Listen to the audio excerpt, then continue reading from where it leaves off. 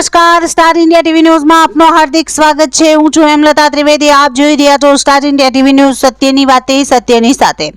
જાલોદ કેળવણી મંડળના શૈક્ષણિક પ્રાંગણમાં સ્વામી વિવેકાનંદ જન્મ જયંતિની ભાવભરી ઉજવણી। વિદ્યાર્થીઓમાં રાષ્ટ્રભાવના, આત્મવિશ્વાસ અને સંકલ્પ શક્તિ વિકસે તે હેતુથી વિવેકાનંદના વિચારોથી માર્ગદર્શન।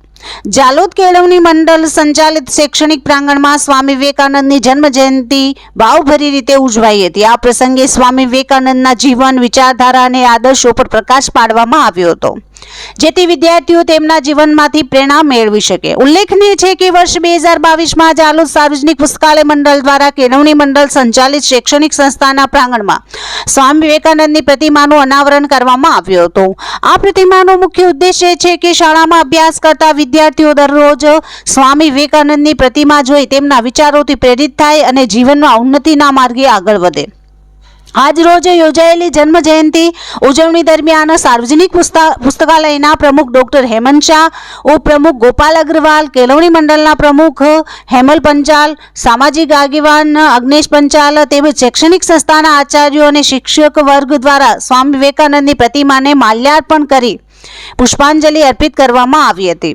આ પ્રસંગે ઉપસ્થિત આચાર્યગણ અને મહાનુભાવોએ સ્વામી વિવેકાનંદના જીવન પર માર્મિક ચિતાર આપતા જણાવ્યું હતું કે ઉઠો, જાગો અને લક્ષ્ય પ્રાપ્ત ન થાય ત્યાં સુધી અટકો નહીં જેવા વિચારો આજની યુવા પેઢી માટે માર્ગદર્શક સૂત્ર સમાન છે।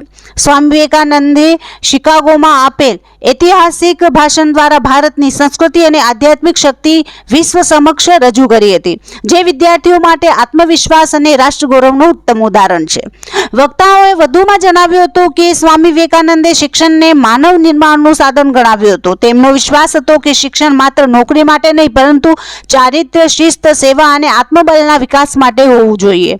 આજની પેઢીએ તેમના આદર્શો અને સિદ્ધાંતોને જીવનમાં ઉતારી રાષ્ટ્ર અને સમાજના કલ્યાણ માટે કાર્ય કરવું જોઈએ। Star India TV news, Jhalod reporter Pankajbhai Pandit, જિલ્લા દાહોદ।